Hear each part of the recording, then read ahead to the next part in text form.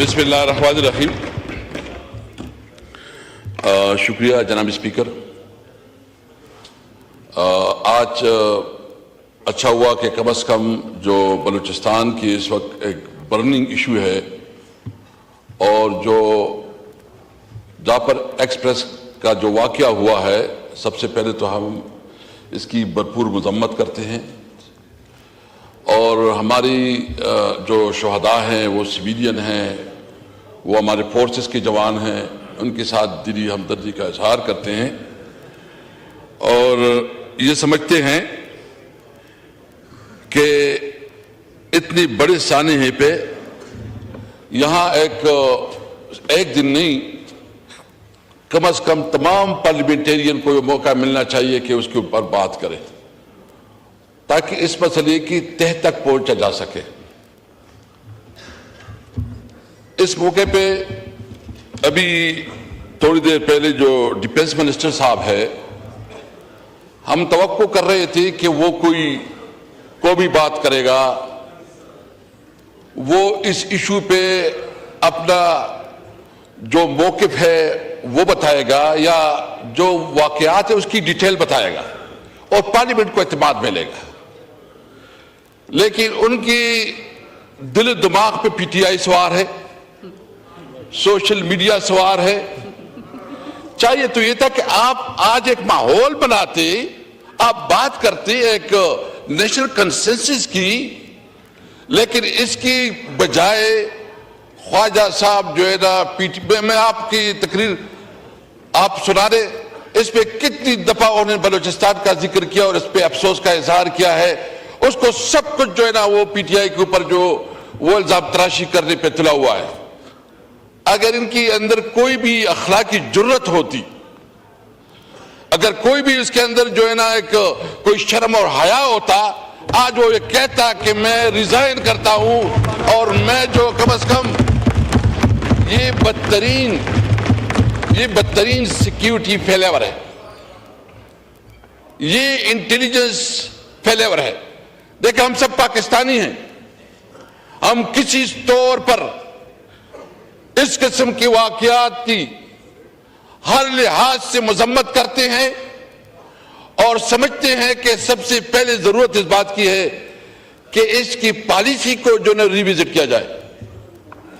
آپ نے سب سے پہلے دیکھنا ہے کہ آپ کی اس وقت جو ملک میں دہشت گردی کا، جو ملک میں اس وقت جو خاص کر ہم امن و امان کی صورتحال ہے، اس کی بنیاد کیا ہے؟ جب ملک میں قانون نہ ہو، جب ملک میں آئین نہ ہو، جب کسی اداروں کا احترام اور رسپیکٹ نہ ہو، جب پارلیمنٹ جو ہے نا صرف ایک برائے نام پارلیمنٹ بن جائے، اور وہ پارلیمنٹ جناب چیئرمین، وہ پارلیمنٹ ہم سمجھتے ہیں کہ اس وقت اگر بلوچستان اسمبلی میں یا نیشنل اسمبلی میں جو نمائندگی ہے وہ عوام کے نمائندے نہیں ہے، وہ فارم 47 کے نمائندے ہیں، وہ عوام کے نمائندے نہیں ہیں. جب آپ اپنے اصلی نمائندگان کو آپ ان کو جیلوں میں ڈالیں، آپ اس کو پارلیمنٹ سے باہر رکھیں اور ان لوگوں کو پارلیمنٹ میں رکھیں جس کا عوام کے ساتھ کوئی تعلق نہیں، تو یہ بتاؤ وہ ملک کو کیسے چلائے گی؟ وہاں پالیسیاں کیا پالیسی ہوں گی؟ کیونکہ اس وقت سب سے پہلی جو کہ ایک فراڈ الیکشن ہوا ہے، ایک جعلی طریقے سے جو ہے نا اسمبلی وجود میں لائی گئی ہے اور وہ لوگ اسمبلی میں بیٹھے ہیں جس کے پاس حق نہیں ہے کوئی اسمبلی میں بیٹھے، اس کے پاس حق نہیں ہے کہ وہ حکومت بنائیں، وہ عوام کے نمائندے نہیں ہیں. ہم سمجھتے ہیں اس لیے کہ اس پارلیمنٹ میں اس وقت وہ قوت، وہ طاقت نہیں ہے کہ عوام کی نمائندگی کرے. اس لیے ہم نے مطالبہ کیا کہ فوری طور پر ری الیکشن کروایا جائے، پھر پری الیکشن ہو اور صحیح عوام کی نمائندگی جو ہے اس کو موقع دیا جائے اور پارلیمنٹ کو تب طاقت مل سکتی ہے. آپ دیکھیں کہ بلوچستان کی ایشوز کیا ہیں. آپ نے کبھی ادھر جو ہے نا، اگر آپ اس کو اپنی نمائندگی نہیں دیتی، آپ اس کے حقوق نہیں دیتی، آپ اختر مینگل جیسے ایک پاکستان اور آئین کے اوپر یقین رکھنے والے کے اوپر ان کی پوری پارٹی کے اوپر پرچے کرے، 1700 लोगों के ऊपर पर्चा हुआ, लोगों को गिरफ्तार किया गया। हमारा आदिल बादई जो एमएनए है यहां से बैठा हुआ है इधर, उसके घर पे चापे पड़ रहे हैं, वो पुलिस और इंतजामिया उस पे लगी हुई है कि कैसी पीटीआई को तोड़े, कैसी पीटीआई को कमजोर करे। और इसकी जो असल काम है कि वो सिक्योरिटी दे, तहफ्फुज़ दे, अमन कायम करे, उस पर मुकम्मल तौर पर नाकाम है। तो इस मौके पे पीटीआई समझती है कि इस वक्त ये सब मामलात जो हो रहे हैं ये अनकॉन्स्टिट्यूशनल किरदार की वजह से हो रहे हैं। मुल्क में न कोई आइन रहा, मुल्क में न कोई आइन रहा, न कोई कानून रहा, न किसी इदारों के कोई रिस्पेक्ट है। अभी आप देख रहे हैं कि इस वक्त जो बेरोजगारी बढ़ती जा रही है, आपके ताल्लुकात ईरान के साथ जो आपकी खारिजा पॉलिसी है, आपने अपनी खारिजा पॉलिसी को रिविजिट करना होगा। आपकी ईरान के साथ ताल्लुकात खुशगवार नहीं, आपने अफगानिस्तान के साथ जो ताल्लुकात बनाए और जिस तरह वहां ट्रीटमेंट हो रही है वो इंतहाई अफसोसनाक है। आपको बिल्कुल आपको कंसर्न है, आपकी इश्यूज हैं, आप समझते हैं कि ये ठीक नहीं हो रहा, हमारी भी कंसर्न है बहुत चीजों पे, लेकिन उसके लिए आपके पास डिप्लोमेटिक चैनल मौजूद हैं। आप डिप्लोमेटिक चैनल को इस्तेमाल करें, अपने दोस्त ममालिक को इस्तेमाल करें, ताकि ये जो इस वक्त जो सूरत हाल चल रहा है उसके मुज़ाकरात से टेबल के ऊपर उसके मामलात को हल किया जाए। ना कि आपने जो है ना पहली दफा ये हुआ कि इस वक्त जो बॉर्डर पे, अफगानिस्तान के बॉर्डर पे और खासकर तुर्कमुस इलाकों पे लड़ाई चल रही है, और वहां के जो बिजनेसमैन है, जो हमारे इलाके का बिजनेस है, कारोबार है, पेशावर का तो सारा ज्यादा से ज्यादा दारोदार जो है ना वो अफगानिस्तान के ऊपर है, उधर से ज्यादा हमारा कारोबार होता है। हमारा ज्यादातर राबिता जो ये एक तारीखी तौर पर ये रूट, ये तो समरकंद, बुखारा, central Asian countries, Russian state, ये यहां तिजारत के लिए आते थे और हमारी इकोनॉमीज पे चलती थी। हमने अपने दौर में ये कोशिश की कि पाक अफगान ट्रांजिट ट्रेड के अंदर एक शिक इजाफा किया, जिसमें हमने ये तय किया कि हमारे ट्रांसपोर्ट जो है ना वो सेंट्रल एशिया तक जाएगा और रशियन स्टेट तक जाएगी। और उस वक्त आप देखें कि हमारे एक्सपोर्ट कितने बढ़े, उस वक्त हमारे एक्सपोर्ट तकरीबन 1.7 बिलियन तक पहुंचे। इस वक्त हमारी जो ईरान के साथ तकरीबन $1 बिलियन और रशियन स्टेट और सेंट्रल एशिया के साथ ये मिल मिला के तकरीबन $5 बिलियन बनते हैं। आज वो कारोबार बंद है। इसके मसाइल क्या आ रहे हैं? बेरोजगारी बढ़ रही है, मायूसी बढ़ रही है, नौजवानों में नाउमीदी बढ़ रही है। आप अब अगर उन इलाके के लोगों के रोजगार भी छीने और फिर आप ये कहें कि भाई रूट काजेज ये हैं कि आपके जो जो बॉर्डर्स हैं उसका एहतराम करें और जो मामलात है वो मुज़ाकरात पे हल करें। जनाब चेयरमैन, इस वक्त सबसे बड़ा मसला वो सिक्योरिटी, खासकर जो है ना ये दो सूबों में और बलोचिस्तान जो हमारा फाटा एरिया, जो मर्ज एरिया है, और इस पार्लियामेंट भी कमिटमेंट की थी और 18 अमेंडमेंट के बाद जो कि एक एग्रीमेंट हुआ था फाटा के साथ कि 1000 बिलियन रुपए जो है वहां के डेवलपमेंट पे लगाए जाएंगे। आप रिपोर्ट मंगवा के देखें इस वक्त कितनी जो है ना उधर डेवलपमेंट हुई, कितना पैसे इधर इस्तेमाल हुआ है। आप जानबूझकर छोटी सूबों को जो है ना महरूम रख रहे हैं, आप जानबूझकर जो है ना उसको उस तरफ धकेल रहे हैं कि खुदा न ख्वाह पाकिस्तान के खिलाफ वो काम करे। और आज ख्वाजा आसिफ साहब जो है ना डिफेंस मिनिस्टर हैं, वो जिस तरह बयानिया बयान कर रहा है कि सब कुछ पीटीआई की वजह से हो रहा है, ये सब कुछ तुम्हारी नाली की वजह से हो रहा है, तुम्हारे अंदर वो कैपेसिटी नहीं है, तुम्हारे अंदर वो सलाहियत नहीं है। चाहिए तो ये कि इस मामले पे हम किसी तौर पर, हमारे लिए सबसे पहले पाकिस्तान है, हम अपने इदारों को मजबूत देखना चाहते हैं, हमें एक मजबूत पाकिस्तान, हम समझते हैं कि पार्लियामेंट सबसे मजबूत इदारा होना चाहिए और वो पार्लियामेंट जो कि हकीकी अवाम का नुमाइंदा पार्लियामेंट हो और सारे फैसलों का इख्तियार उसके पास हो। हम समझते हैं कि अदलिया, जब तक अदलिया इंसाफ नहीं फराहम करेगी, जब तक अदलिया को जो जिस तरह कंप्रोमाइज किया गया और 26वीं आईनी तरमीम की آڑ میں جس طرح دیا کے اوپر اٹیک کیا گیا اور اس کو مینیج کیا گیا وہ قابل مذمت ہے۔ ہم سمجھتے ہیں کہ جب تک عدلیہ مضبوط نہیں ہوگی، آزاد نہیں ہوگی، انڈیپینڈنٹ نہیں ہوگی، تب تک یہ ملک آگے نہیں بڑھے گا۔ آپ نے اپنی عدالتی نظام کو مزید مضبوط کر رہا ہے۔ آپ دیکھ رہے ہیں کہ اس وقت ہمارا جتنی بھی ادارے ہیں وہ اس کام میں لگے ہوئے ہیں جو اس کا کام نہیں ہے۔ تمام اداروں کو اپنے آئینی حدود کے اندر رہتے ہوئے اپنا کام کرنا چاہیے۔ آج اگر یہ انٹیلیجنس فیلیور اس لیے ہے کہ ان کا کام زیادہ سے زیادہ یہ ہے کہ وہ ایک پولیٹیکل پارٹی کو ملائن کرنے کے لیے، توڑنے کے لیے، اس کو کمزور کرنے کے لیے لگے ہوئے ہیں۔ ہم سمجھتے ہیں کہ اس وقت ضرورت اس بات کی ہے، حکومت کی ذمہ داری تھی کہ وہ آج بتاتے، آج وہ ایک روڈ میپ دیتے، وہ بتاتے کہ ہم اس سچویشن سے کیسے نکلیں گے۔ بلاول صاحب نے بات کی،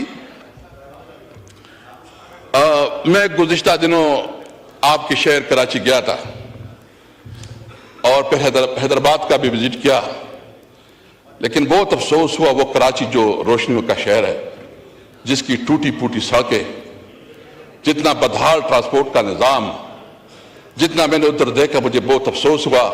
اور میرے خیال میں پیپل پارٹی وہاں سے گزشتہ 15-20 سال سے حکومت میں، 15-20 سال سے حکومت میں۔